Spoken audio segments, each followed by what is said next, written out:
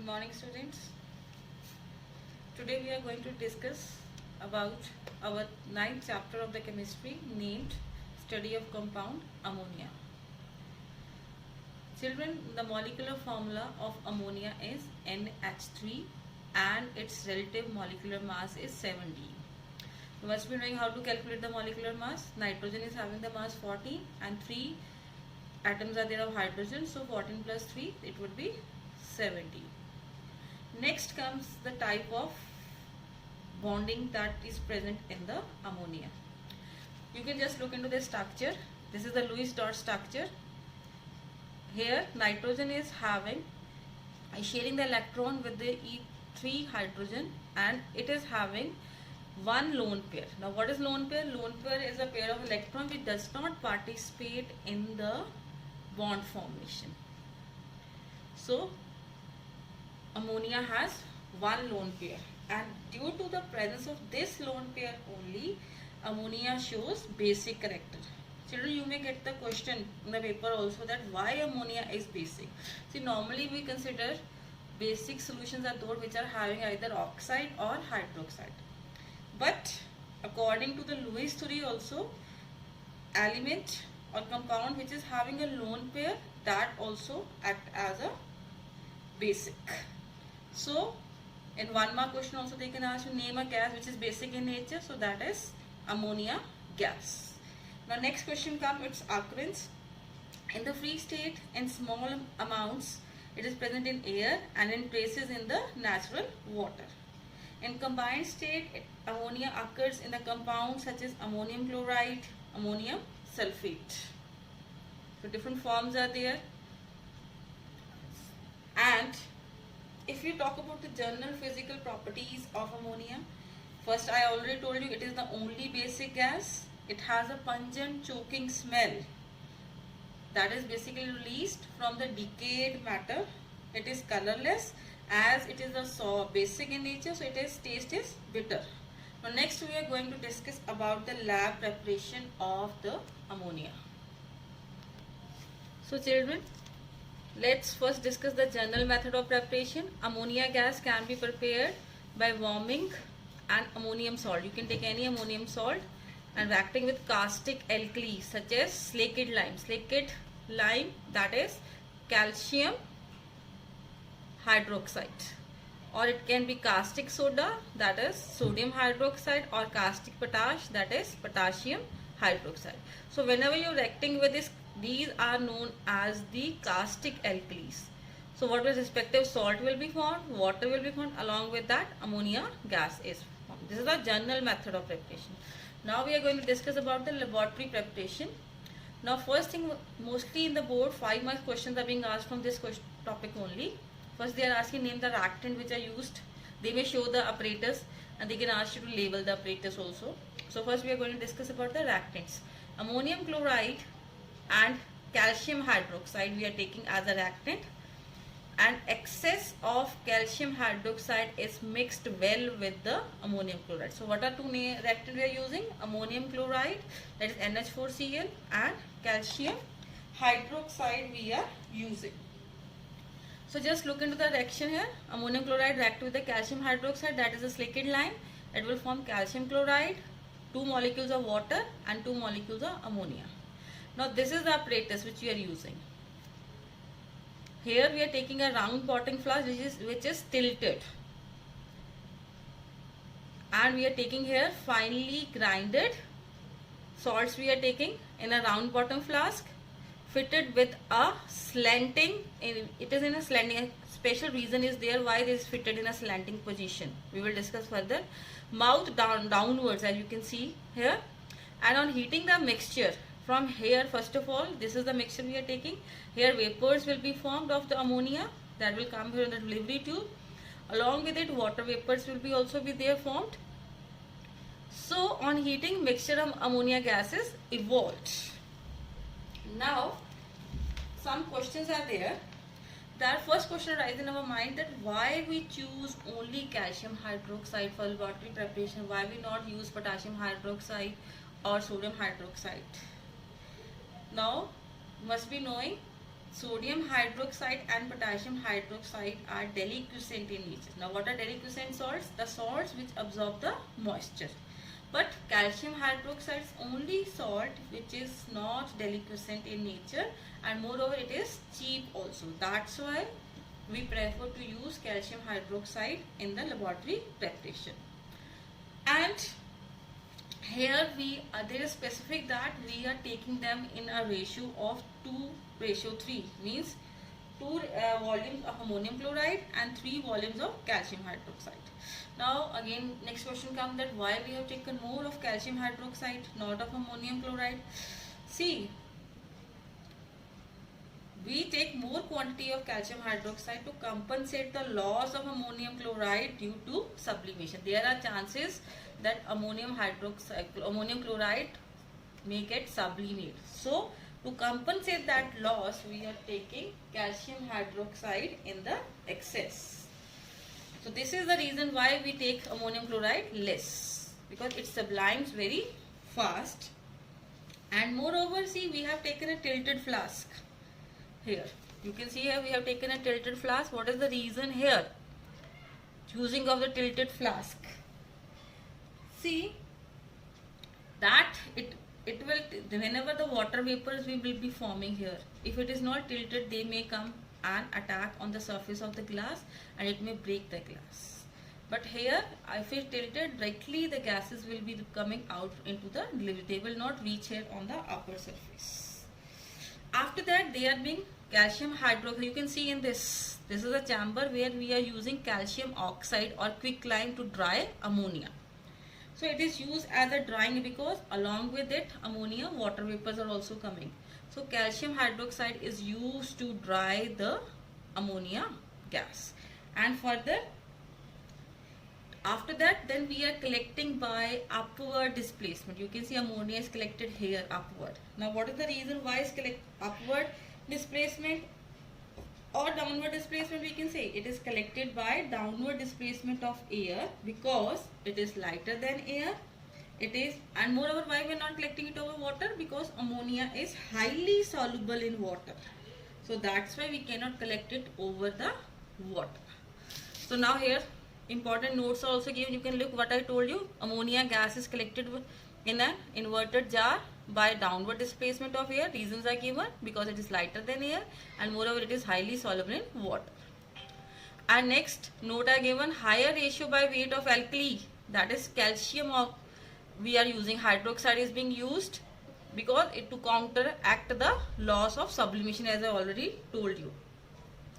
And second, why this salt is being chosen here? Because it is cheap and non-deliquescent, means it does not absorb the moisture. And though all the ammonia salts on heating, they give ammonia, but why we choose ammonium nitrate? Now we are not using because it is explosive in nature, and on warming with alkalis it does not produce ammonia as they get decomposed on the heating. So here these questions can be coming. Now the second method by which we can prepare ammonia in the lab, that is by reacting with the metal nitrides. You can see here we can like reaction is shown here. Magnesium nitride is reacted here. So when it is reacted, ammonia gas is released. Along with that, you can see ammonia gas is also formed. Hydroxides are formed and then ammonia gas is released here. And the reaction is, that is aluminum nitride is reacted. It is heated. Then also its hydroxide will be formed and ammonia will be released. But why we not prefer this reaction? Because it is a costly method. So that's why we does not use it in a large number. We all prefer to use the first method of the preparation. Now next come the question, preparation of aqueous ammonia. Now what is aqueous ammonia? As we had already done in the chapter of HCl also. Aqueous means you are dissolving something in the water. So an aqueous solution of ammonia is prepared by dissolving ammonia in the water. And the rate of dissolution of the ammonia in the water means the rate of dissolving of ammonia is very high. So therefore back suction is being created there. And to avoid that, so that's why we using here the funnel, inverted funnel is being attached here, as which method we have done in the HCl preparation also, used to change HCl gas into hydrochloric acid. So same way, I think so you must be remembering that experiment, how we done in that. The same method we have used for this also. So I will have a quick review of the procedure. Water is taken in the container here, and only a small portion of the mouth of the funnel is being dipped into this. And we know that ammonia is highly soluble in the water at a higher rate than its production. Means the rate of dissolving of ammonia is faster than its production from any type of the reactants, we can say. So here just a pressure will be in the funnel of the water level decreases for a moment, and the water rushes into the funnel.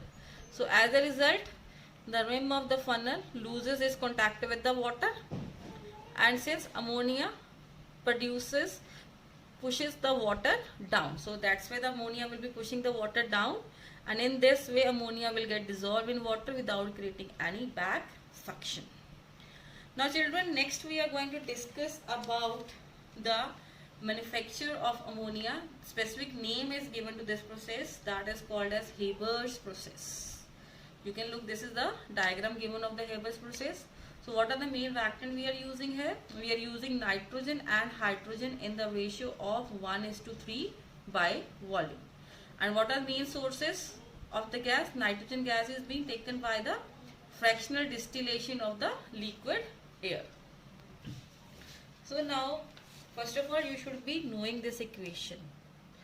Two atoms of nitrogen are reacting with the hydrogen to form ammonia. So hydrogen gas is obtained from the water gas, and nitrogen gas is obtained by the fractional distillation of the liquid air. Now, what things you have to keep in mind? First of all, this equation you should be remembering. You should be knowing this reaction, this arrow, you can double-headed arrow. This means this reaction is a reversible reaction. Means after forming ammonia, ammonia get converted into nitrogen and hydrogen. And moreover, you can see here heats. This reaction is an exothermic reaction, and it always proceeds with a decrease in the volume. Now here the important things are coming. You have to learn these conditions. What are the favorable conditions? The first condition is that the temperature should be optimum. Optimum is neither very high, neither very low. It should be approximately between 450 to 500 degrees Celsius. And the pressure should be above 200 atmosphere. The range can be from 200 to 900, but optimum we can take up to 250. And catalyst, here we are using. Now what is the role of the catalyst? To enhance the speed of the reaction. So here we are using the finely divided iron. And promoter, traces of molybdenum or aluminium oxide we are using. Now what is the role of promoter? Promoter helps the catalyst to improve its activity. So that's why we are using a promoter. Like just simple example, I can say if you want to go from one place to another, and in between there is a small mountain. Now catalyst will help you, means it will act as like a hole which will help you to go along that hole. And promoter, that will be which will enhance your speed in that hole. Catalyst speed, it will increase that speed. So, and the last condition is that both nitrogen and hydrogen should be free from impurities like carbon dioxide, carbon monoxide or hydrogen sulfide, as they can poison the catalyst. So these are the basic conditions which are essential for carrying out the Haber's process.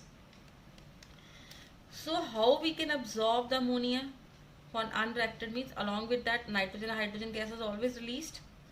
So first method is you can use the method that is liquefaction. Ammonia can be liquefied easily as compared to nitrogen and hydrogen. Secondly, we can use by absorbing in water, because we have already discussed that ammonia is highly soluble in water while nitrogen and hydrogen are slightly soluble. Now here this is the flow chart which you have to learn. So just they can, in the paper they can omit some parts and they can ask you to fill this. So here from this side you can see dry nitrogen and dihydrogen are coming. This is called as compression chamber, where we are compression pump is there, means we are providing the atmospheric pressure about 200 atmosphere here. And next we are passing it to a chamber, that is the electricity heated catalytic chamber. Here catalyst is we are using here. And next is the condensation chamber, in which we are means we are cooling it using the cooling pipes, and here liquid ammonia is being used. And whatever unreacted nitrogen and hydrogen is, that is again recycled into this compression chamber. So in this way reaction is occurring.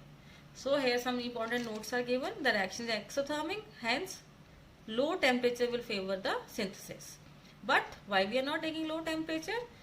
The speed of the reaction would be slow. So in practice we are using the optimum temperature, that is 450 to 500. They can ask you that why we are choosing this specific temperature.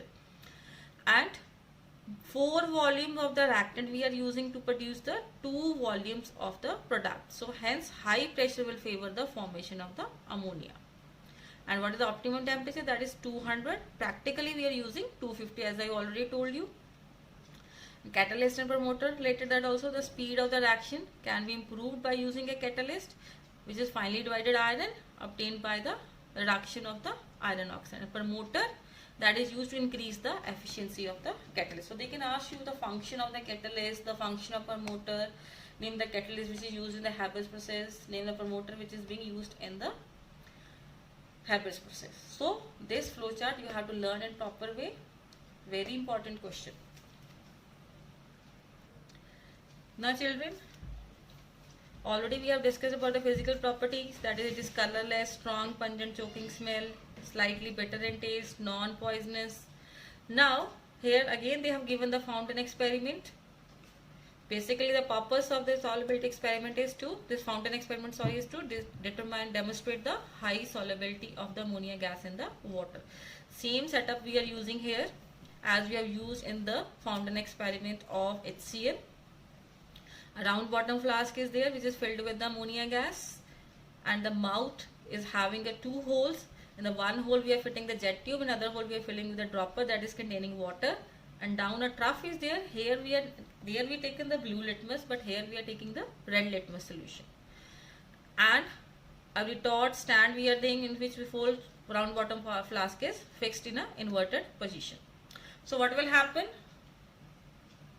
As you will squeeze the water from the dropper, and as the few drops of the water will enter into flask, some ammonia which is present in the flask, that will get dissolved in water, as ammonia is highly soluble in water.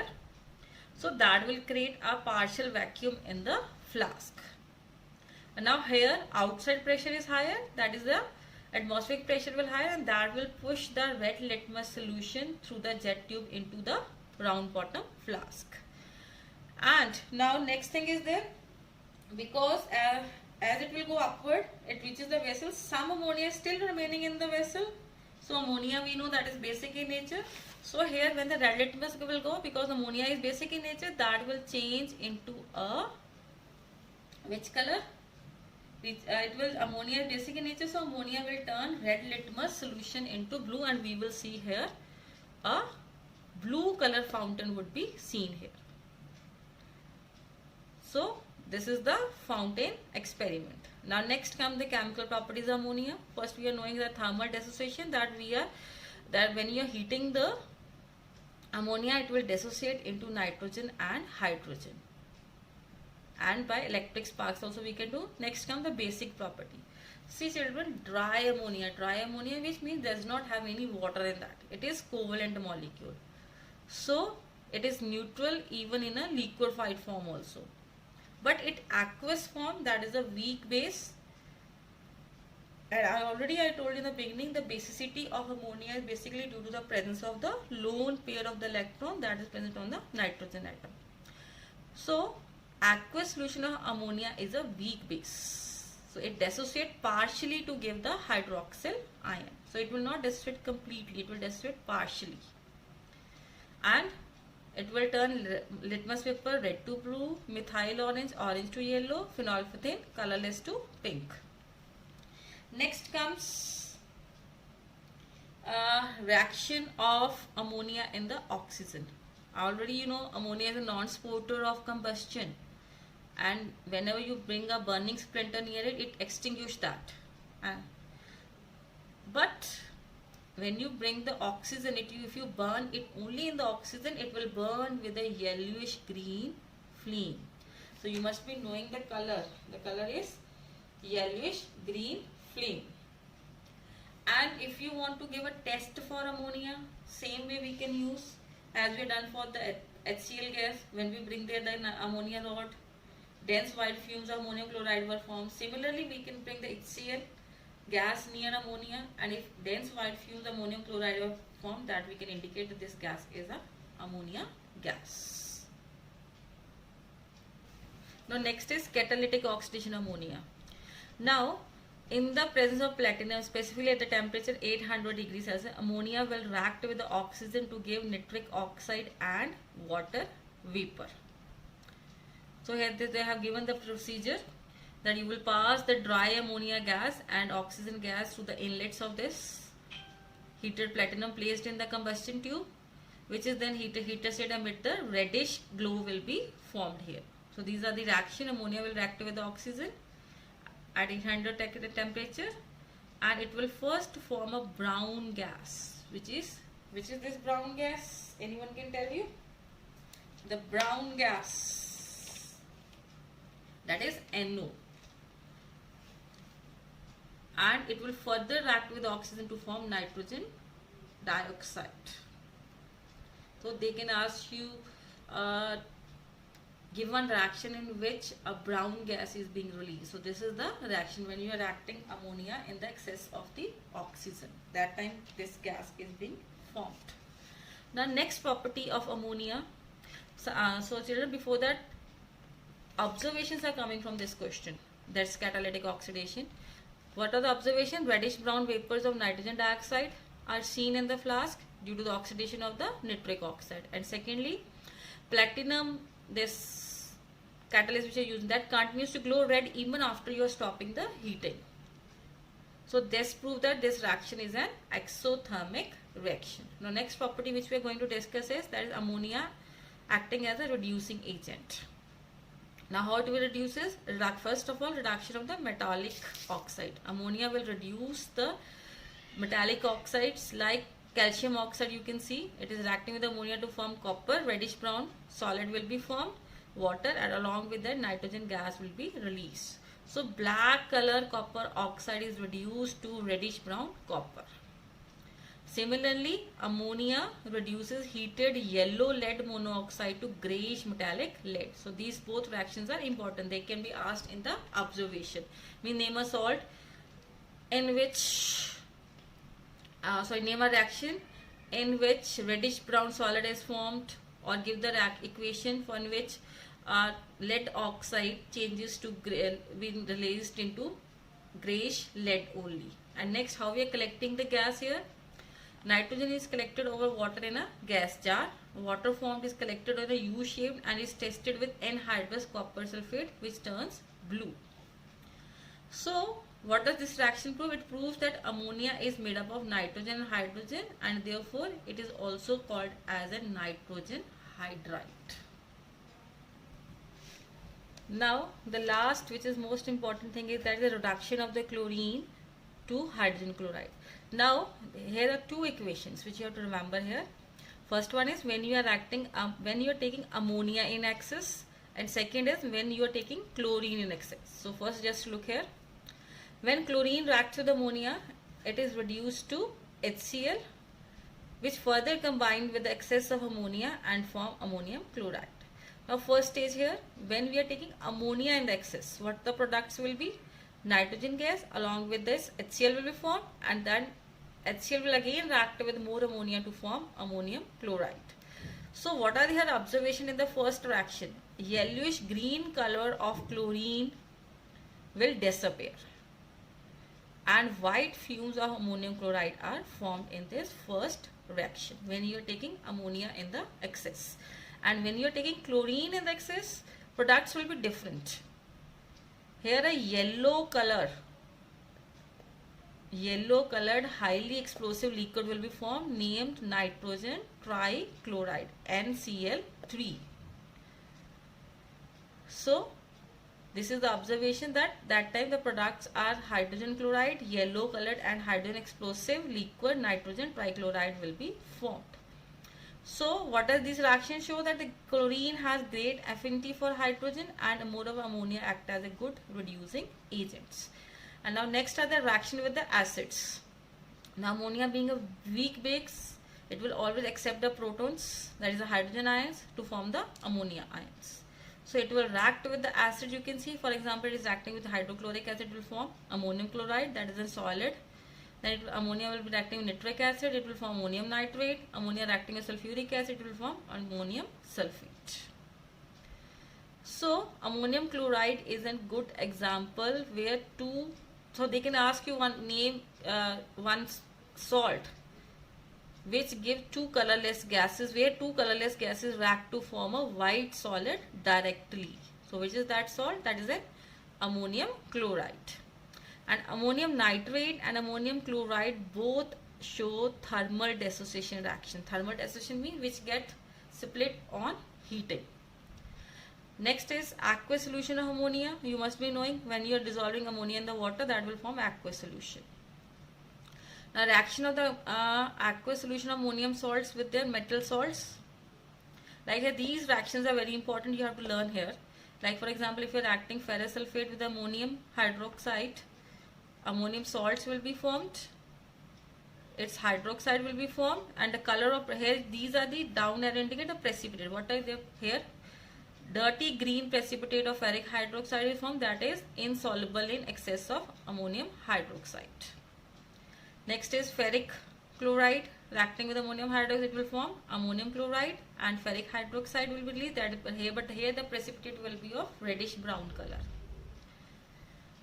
So just learn this, different precipitates are given there and they are indicating that which thing is soluble and which thing is not soluble in the excess. So in a one word question they can ask name a salt which is insoluble in excess of ammonium, name a salt which is soluble in excess of ammonium chloride, or give a reaction in which white gelatinous precipitates are formed. So you have to learn, this is very important table.